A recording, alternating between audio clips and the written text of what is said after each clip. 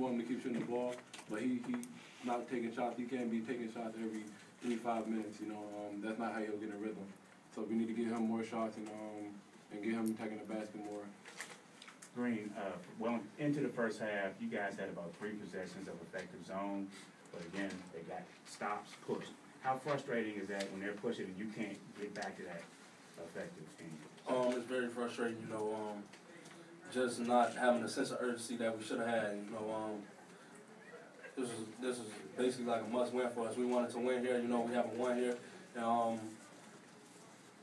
the effort that we had was unacceptable. So we just got to get ready, see how Saturday. Take one more question, Greg. John, you guys had like 15 turnovers. If you had to choose between Rashid scoring and taking better care of the ball, which would it be? I say the question again? Right. If you had to choose, Rashid had an off game. He didn't score, but he also didn't take care of the ball. He had 5 of your 15 turnovers. If you had to, clean up one part of that, were the turnovers the most damaging? Yeah, the turnovers are more damaging. Live ball turnovers are damaging than that's leave the easy baskets going the other way. You know, it is what it is. He a great player. He'll bounce back. But as a team, I have 4, so we can't really say like that. But we can have live ball turnovers. All right, thank you guys. We'll take questions for Coach. Steve, how much was D'Angelo's calf an issue? Is that why you had to limit him in the second half? Yeah, he's, we've got to consider the home stretch here in terms of his health and how to best utilize his fuel, because he's critical to, our objectives. Him being closer to full strength is going to be critical for us to be able to, have the success we need to coming down the stretch in conference play. So trying to manage as best we can, our off days and now, both his calves, because he strained the other calf, so now both of them are issues. So he's with the doctors, he's with our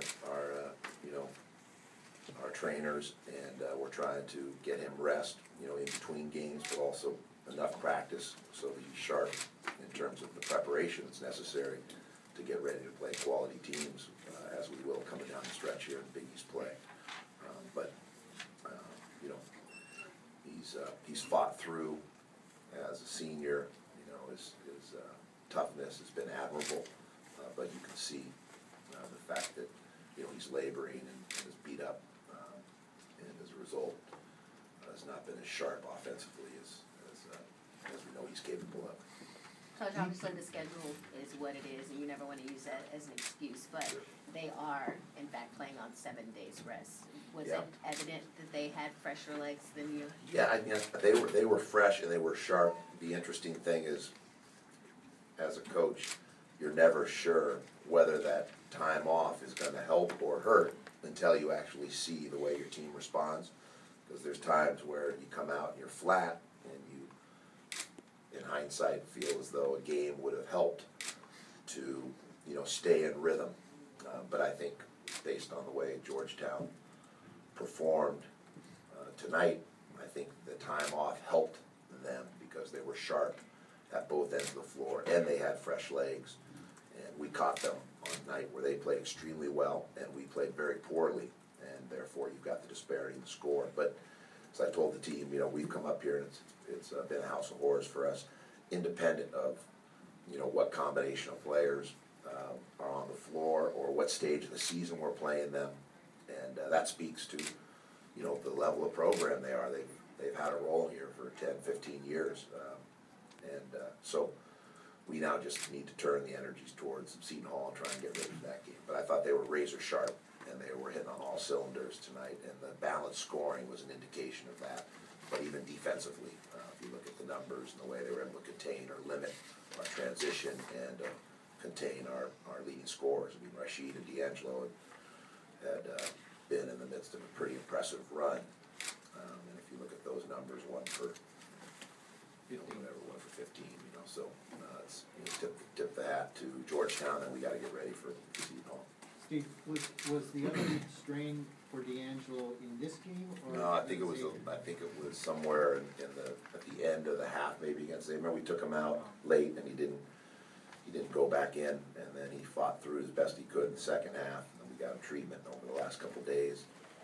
But now, yeah, both calves are an issue. Steve, What do you see as having been the reason that Jordan, you know, had sort of a setback performance? Yeah, I think it was just, there really wasn't anyone on the team that played well. Rashid and D'Angelo's numbers, jump out more than some of the others. But the reality is this was, collectively, we just played very poorly. There really wasn't a bright spot in this game. Maybe in the first half, Amar did some things that I thought were impressive. Phil Green in the first